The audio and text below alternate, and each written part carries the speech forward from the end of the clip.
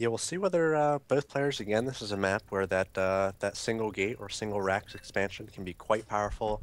And again, that's become sort of the norm in this matchup as players are favoring more and more macro games, 2 and 3 base play. They try to get down that fast expansion as quickly as possible.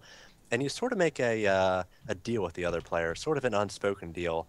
I see you're fast expanding, so I'll just fast expand. And you basically both agree that you're going to play a 2 base at the very minimum. We hardly ever see players really take advantage of fast expands with aggressive plays. So I'll be interested if Binsky goes for another fast expand, if Hasu tries to put some sort of pressure on him with a robo play.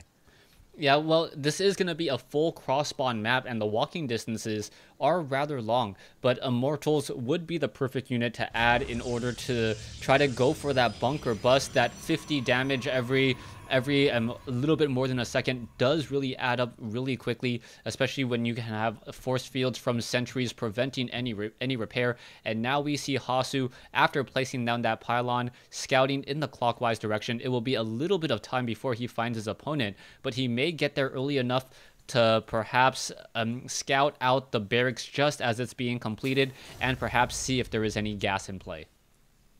Yeah, we talk about aggressive builds for Protoss to try to bust the front door, but there's also aggressive builds that Terran can use as well. If you go for some sort of 2 racks play, it can be very powerful against that Nexus first. You can actually take down the Nexus. The Protoss almost forced to finish it at that point, just to allow some tanking of damage. The Nexus is pretty decent at that. Often has to pull probes. You can do a lot of economic damage. If you go for multiple racks, sometimes you can proxy a racks and really try to hide what you're doing. So either player really able to go for aggression to try to counter that one racks or one gate expand that we so often see. Yes, the probe now from Hasu coming inside the base, it will spot the barracks right as it's being completed and spot that there is no gas coming in. So Binsky Light pretty much opening up with the same build that he did on Shakura's Plateau. Expect him to train up a Marine in order to shoo away this probe and then perhaps go for that engineering bay block once more. The engineering bay block did, mess with Rocker just a little bit as we now see a probe making his way over to the natural expansion, and it looks like it's going to be a Nexus before a Cybernetics core, which is something that I rarely see now. One gateway, and he's even delaying his Zealot. Yeah, that's an interesting decision, but I think that's the right decision. Hasu pulls guys off gas. He's only got 2 on gas at the moment, and he goes for that very, very fast Nexus. He might have been watching the last game where he saw the engineering bay block, and he says, you know what? I want to get down this Nexus. I know he only has 1 racks. I can delay my Stalker, my tech a little bit, and make sure that I don't risk losing to that engineering bay block like Rocker did in the last game. Yeah, right now Hasu needs to get some units out though. He needs to scout out and see what's happening outside his Nexus. That Nexus, as it's warping in, gives you very minimal sight, and for all he knows, there could be bunkers being built right next to that Nexus and Marines trekking along. So you can see that the Zealot is already straight rallied over to the natural expansion as we now see the warp gate tech has been started. The SCV going to perhaps eat a little bit of time from that Zealot. He's not going to be able to scout out anytime quickly as a Stalker now being chrono boosted out as well. Yeah, and I think Binsky, if he came with maybe a proxy racks or 2 racks, would have been a perfect counter to this, especially with that cybernetics core delayed. He would have maybe 3 or 4 Marines and more streaming across the field at this point, and he could maybe even get up a bunker like you were talking about. But again, both players sort of making the agreement, the silent agreement that we're going to macro up, we're going to allow each other to get up their expansion, and then we're going to go from there. Yeah, currently Hasu not training any probes. A little bit of a strange situation right now.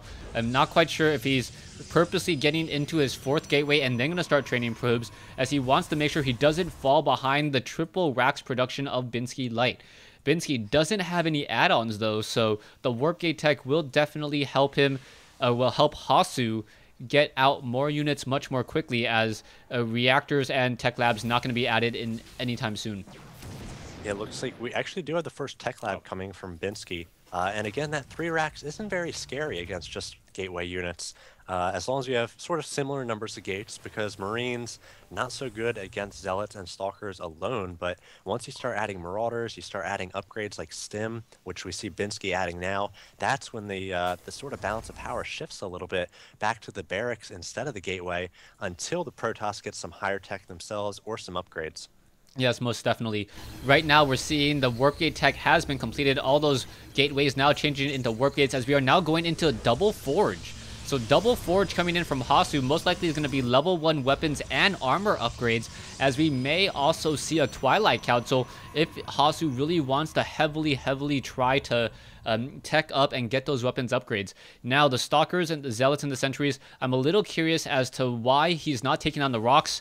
Never mind, Hasu now making his way down to the south, taking down the rocks in order to set up another nexus. He wants to establish his third base well before the Terran and try to get up a stronger economy and then be able to just push out with stronger tech units as you now see a scanner sweep come in from Binsky.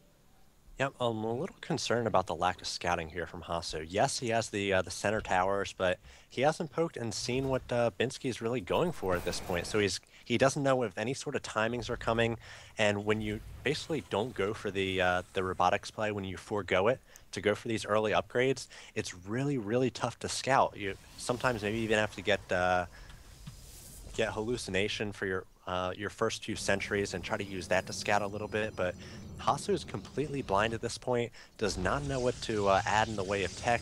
He's just sort of blindly going for these upgrades. As you mentioned, he could go for the Twilight Council, go for a heavy gateway style. He is adding his third and fourth gas, so could be going for that maybe that Archon gateway mix that we see in the late game. Yeah, but at the same time, Binsky, besides those scanner sweeps, I don't think he's actually seen that much actual tech. He's only seen a gateway and a cybernetics core. He doesn't see the double forge. He doesn't know about the double weapons upgrade, and he doesn't know about the Twilight Council that is currently being warped in as well. So Hasu, as long as he gets charge and then perhaps 2 armor on those zealots, will be able to tank a lot of the damage that those Marines are trying to deal. Yeah, it's really going to come down to where these two engage as well. If you engage on these ramps in these small choke points around the third of both players, that's when the Zealots can get a decent surround, but you can also use force fields to prevent that kiting.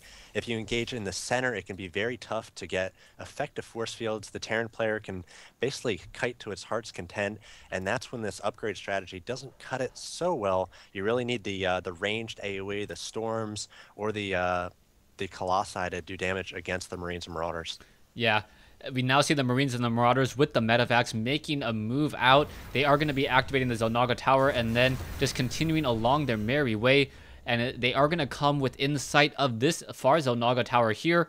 It looks like Hasu is not going to be pulling away with this probe, or he does just going to lose this probe off in this location as the command center being built at the 12 o'clock third base location.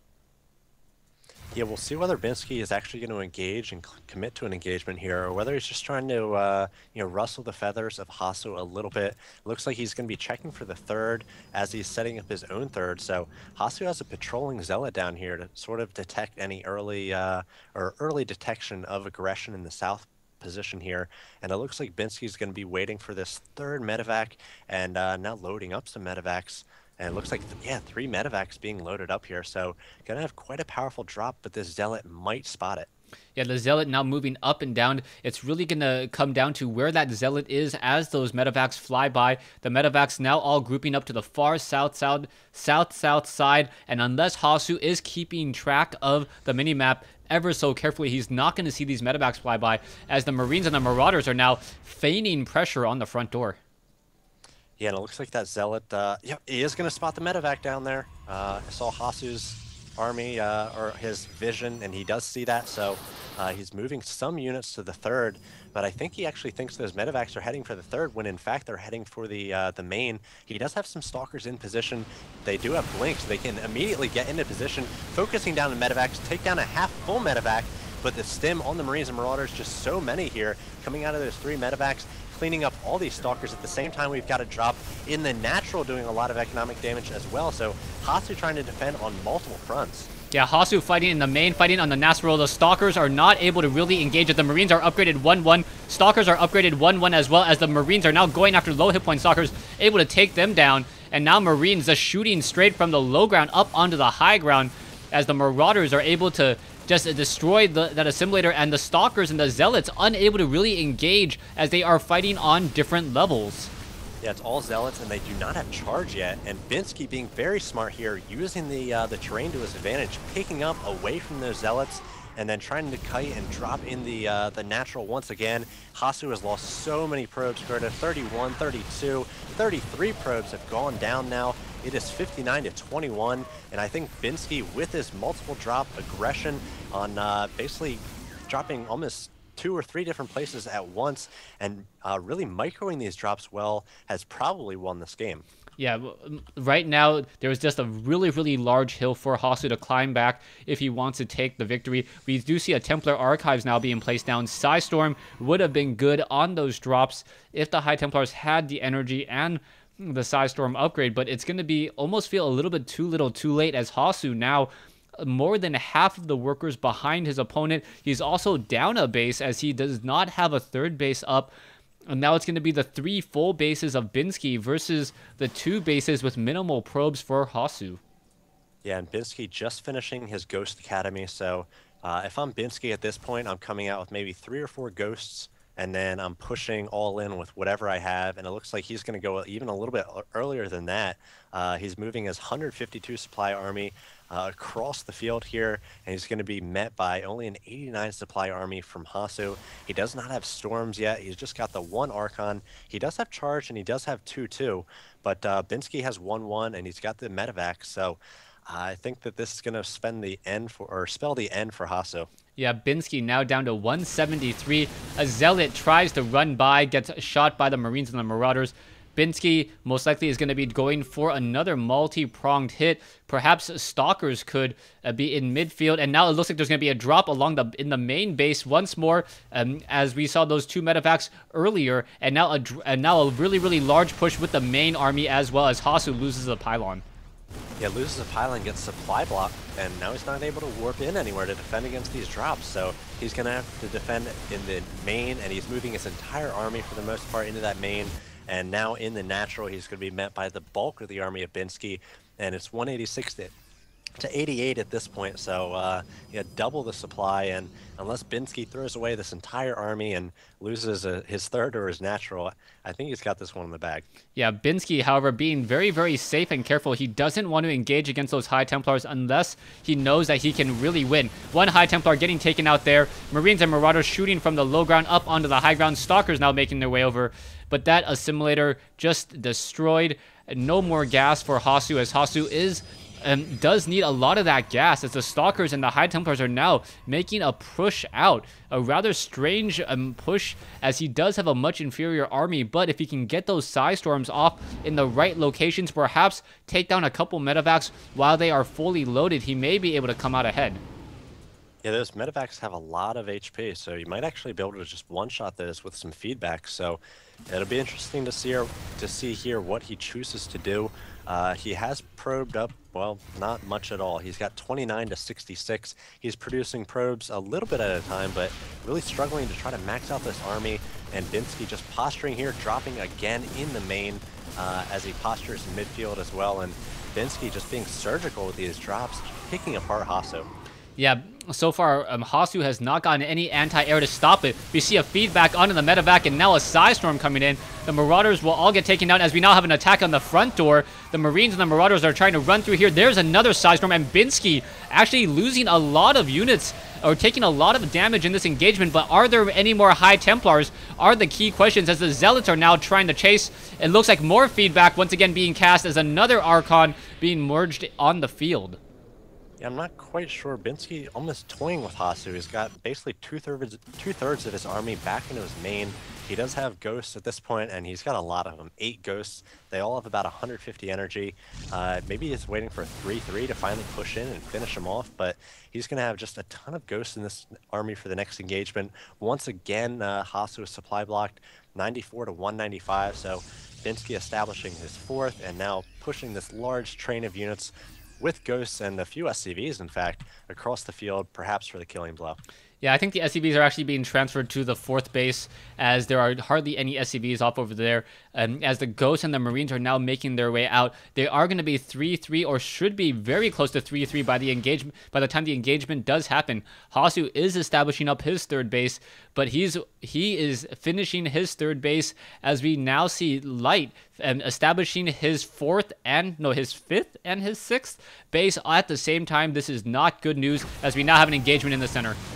Yeah, few AMPs going off, getting all the energy from this High Templar. They've gotten a lot of shields of the Zealots as well. Some great positioning on by Binsky. He had his Marauders in the front, Marines in the back. That's the perfect for tanking those charge lots. They don't do a lot of damage to those Marauders, especially as you kite. And now Hasu going to have to get the GG, loses his entire army, and is about to lose his natural. There it is, there's the GG. And Binsky puts Light Esports up 3-1. Yeah, so Binsky up 3-1 in this best of 7 series. But then again, the final player is going to be Ruff. And Ruff, he is going to have a difficult time going through the rest of these Light players, as we'll see whether or not Ruff's crazy style will be able to put him up ahead.